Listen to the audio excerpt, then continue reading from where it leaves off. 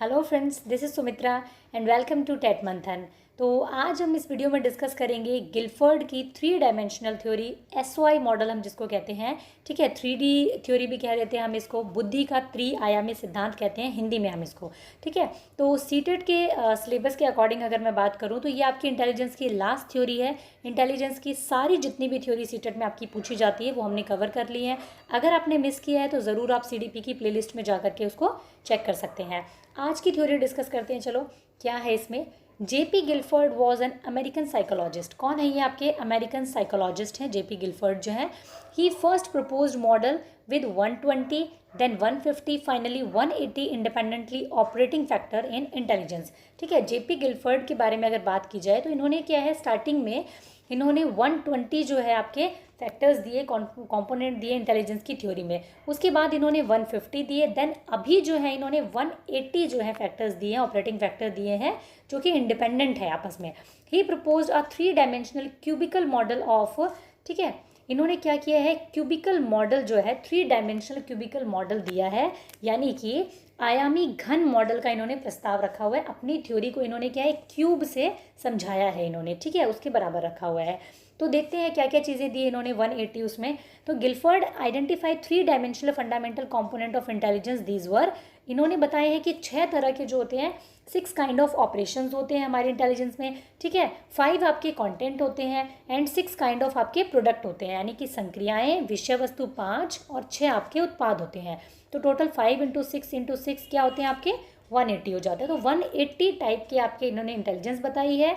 ठीक है, तो देखते हैं आगे क्या क्या चीज़ें इसमें आती हैं। ये इनका क्यूबिकल मॉडल है आपको, इसीलिए इसको एसओआई मॉडल भी कहते हैं। ठीक है, तो इन्होंने क्या बताया है कि कंटेंट जो है आपका, उसमें आपके 5 अलग अलग जो है फैक्टर्स हैं। ठीक है, प्रोडक्ट में आपके क्या है, 6 है, और इसमें आपका क्या है, 5 है। तब इन्होंने जब ये दिया तो ये 150 हुआ, 5 इंटू 5 इंटू 6। लेकिन इन्होंने क्या किया, आगे जब ये थ्योरी को रिवाइज किया तो ये जो यहाँ पे मेमोरी वाला फैक्टर है, इसमें इन्होंने 2 और चीज़ें ऐड कर दी। एक जो मेमोरी था, पहले सिंगल था, उसके बाद इन्होंने मेमोरी रिकॉर्डिंग और मेमोरी रिटेंशन, इसको 2 पार्ट में इन्होंने डिवाइड कर दिया। दैट्स वाई यहाँ पे भी 6 हो गया। ठीक है, यहाँ पे भी 6 हो गया और यहाँ 5 हो गया, इसलिए ये जो है अभी 180 आपका माना जाता है। रिसेंट बिल्कुल अगर आपका पूछा जाता है तो 180 है ये। ठीक है, नेक्स्ट देखते हैं क्या है ये ऑपरेशन, क्या है प्रोडक्ट और क्या है सब चीज़ें। ठीक है, तो ऑपरेशंस क्या होते हैं, प्रोडक्ट क्या होते हैं, अगर इनको मैं आपको एक छोटे से एग्जांपल से समझाऊं, मतलब बिल्कुल ही आपका डेली लाइफ के एग्जांपल जैसे कि हम लोग लेते हैं। तो अगर ऑपरेशन की बात की जाए, तो अगर हम क्लासरूम की बात करें तो स्टूडेंट अगर हम लेते हैं, एक स्टूडेंट जो है तो वो आपका होता है कंटेंट। ठीक है, वो एक कंटेंट है। अगर ऑपरेशंस की बात की जाए तो जो भी चीज़ें आप उसको सिखाते हैं, आप उसको टीचिंग मेथड्स के थ्रू, जिस भी चीज़ों से जो जो ऑपरेशंस करके, जो जो संक्रियाएं करके आप उसको कुछ सिखाना चाह रहे हैं, तो वो क्या होंगी, आपकी ऑपरेशंस होंगी, जो कि कंटेंट पर आपकी प्रोसेस की जाती है। कंटेंट के ऊपर ऑपरेशंस किए जाते हैं, संक्रियाएं की जाती हैं। देन आपके पास में जो प्रोडक्ट निकल करके आएगा भाई, कुछ एक्सपेक्टेशंस होंगी आपकी कि भाई ये स्टूडेंट जो है, ये मेरे ऑब्जेक्टिव्स हैं और इनको फुलफिल हो जाएगा जब मैं इनको टीचिंग करवाऊंगी। ठीक है, तो वो जो एक प्रोडक्ट निकल करके आएगा वो क्या होगा, वो आपका स्टूडेंट होगा। जो चीज़ें आपने उसको सिखानी चाहिए, उसकी वजह से जो उसके बिहेवियर में चेंज आएगा, जो उसकी लर्निंग में चेंज आएगा, जो उसके कॉग्निशन में चेंज आएगा, तो वो एक प्रोडक्ट आपके सामने निकल करके आता है। तो ये एक छोटा सा एग्जाम्पल था जिससे कि आप इसको समझ सकते हैं। ठीक है, अब डेली लाइफ के एग्जाम्पल मतलब दुनिया भर के ले सकते हैं, जैसे हम लोग कुछ भी मतलब समझने के लिए, कि जैसे कि आप सुबह सुबह देखते होंगे, भाई आज मुझे बाहर जाना है, मुझे क्या पहनना है, जैसे कि, तो क्या पहनना है, कंटेंट हो गया आपका। फिर आप कुछ ऑपरेशंस करेंगे, बहुत सारे कपड़े देखेंगे, अच्छा ये, अच्छा ये सब आपके क्या हो गए, ऑपरेशंस हो गए। उसमें से आपने एक ड्रेस निकाल लिया कि मुझे ये वाला पहनना है, वो क्या हो गया, एक प्रोडक्ट निकल करके आपके सामने आ गया। ठीक है, तो ये हो गया आपका ऑपरेशन, कंटेंट और प्रोडक्ट। अब इनको समझते हैं। It refer to the intellectual activity और mental process used by person. Operations क्या होते हैं, जो आपकी बौद्धिक आपकी मानसिक प्रक्रियाएं जो होती हैं वो होती हैं आपकी ऑपरेशंस, जो कि आप किस पर करते हैं, कंटेंट पर करते हैं। ठीक है, तो इसमें कौन कौन से होते हैं आपके ऑपरेशंस। फर्स्ट होता है आपका कॉग्निशन, यानी कि संज्ञान। तो कॉग्निशन क्या होता है आपका, भाई जो आपके मेंटल उससे रिलेटेड होता है। जब हम किसी के बिहेवियर को देख करके, ठीक है, उसके सामने वाला जो एक्ट करता है, उसके एक्शंस को देख करके अपनी इंफॉर्मेशन को प्रोसेस करते हैं, तो वो क्या होता है, आपका कॉग्निशन होता है। फिर आता है आपका मेमोरी रिकॉर्डिंग यानी कि स्मृति अभिलेख। मेमोरी रिकॉर्डिंग क्या होता है भाई, जैसे कि आप लोग ताजमहल घूमने के लिए गए, ठीक है, वहाँ पर आपने जो जो चीज़ें देखी आपके माइंड ने एग्जैक्टली उन चीज़ों को क्या किया, रिकॉर्ड कर लिया अपने माइंड में, बिल्कुल अच्छा अच्छा ऐसे हम वहाँ पर घूमे, अच्छा अच्छा ऐसे हम वहाँ पर घूमे। तो मेमोरी रिकॉर्डिंग यानी जो जो चीज़ें आपके सामने चल रही हैं उसको आपने अपनी मेमोरी में रिकॉर्ड कर लिया। मेमोरी रिटेंशन क्या होता है, ये दूसरा पार्ट मेमोरी का।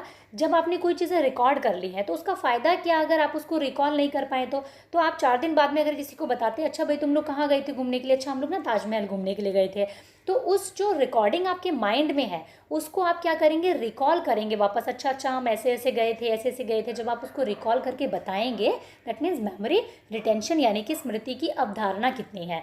फिर आता है डाइवर्जेंट प्रोडक्ट। डाइवर्जेंट जैसे कि हम लोग सीखते भी हैं पैडागॉजी में भी कि अपसारी क्या होता है आपका, यानी कि दिशाओं में सोचना। भाई आपके सामने एक प्रॉब्लम है और उसके लिए आपके पास में 10 सॉल्यूशन, अच्छा इसको ऐसे भी सॉल्व कर सकते हैं, ऐसे भी सॉल्व कर सकते हैं, ऐसे भी सॉल्व कर सकते हैं, तो क्या होगा, डाइवर्जेंट प्रोडक्शन होगा।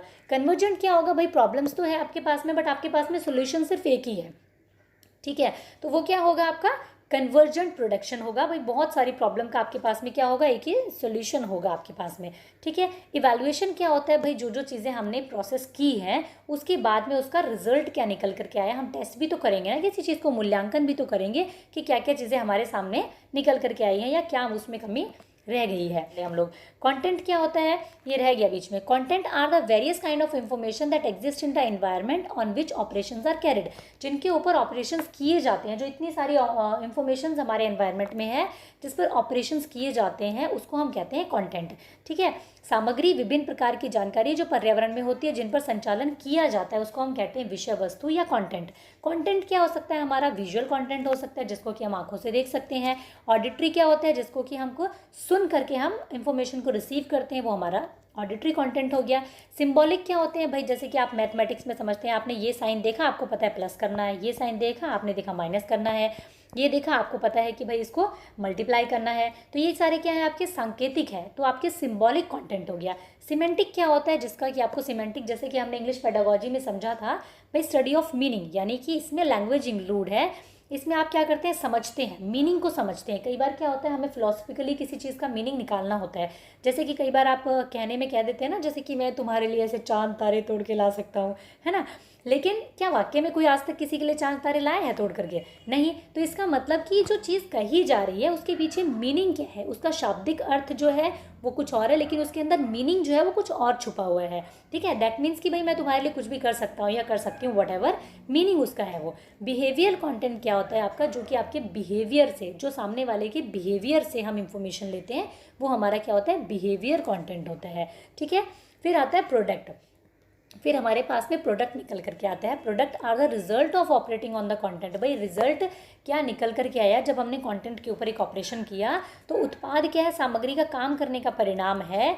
सरल शब्दों में ये परिणाम कहा जाएगा, इसको हम क्या कहते हैं, रिजल्ट कहते हैं, ठीक है। तो इसमें फर्स्ट क्या होता है हमारा, फर्स्ट होता है यूनिट्स। तो ये आपका जो प्रोडक्ट होता है ये यूनिट्स में हो सकता है। यूनिट्स में कैसे, जैसे कि भाई अगर आप मानो कि आपकी मम्मी है, आपके पापा हैं, आपका भाई है, आपकी बहन है, वो सब क्या है, एक इंडिविजुअल यूनिट्स में हम उसको ले सकते हैं। और अगर हम उनको क्लास, यानी कि जब आप अपनी मम्मी और अपनी बहन को आपने एक क्लास में रख दिया कि वो फीमेल्स हैं, फादर और आपके ब्रदर जो हैं वो एक क्लास में है, क्या है, मेल्स हैं, या फिर आपके मम्मी पापा भाई बहन सब एक अलग अलग यूनिट है, बट अगर आप इनका क्लासिफिकेशन करें तो क्या होगा, ये सारे क्या हैं, ह्यूमन बींग्स हैं। तो ये आपका हो गया क्लासिफिकेशन। रिलेशन यानी कि इन सब के अंदर यूनिट्स में, क्लास में कुछ आपस में जो एक रिलेशन होता है उसको हम कहते हैं रिलेशन।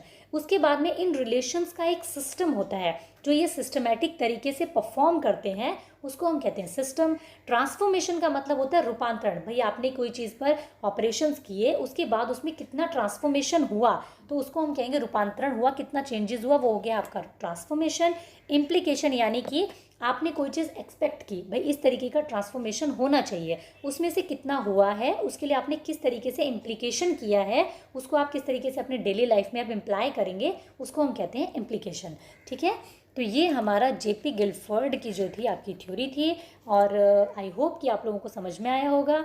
तो ये आज का हमारा डिस्कशन था। Thank you. अगर डिस्कशन पसंद आया हो तो ज़रूर आप इसे अपने सभी फ्रेंड्स के साथ में शेयर करें, ठीक है, और कमेंट करें। अगर कोई कन्फ्यूजन हो तो सब्सक्राइब करें चैनल को, बेल आइकन हिट करें ताकि आने वाली वीडियोज़ की नोटिफिकेशन आपको मिल सके। Thank you. Keep learning, keep supporting.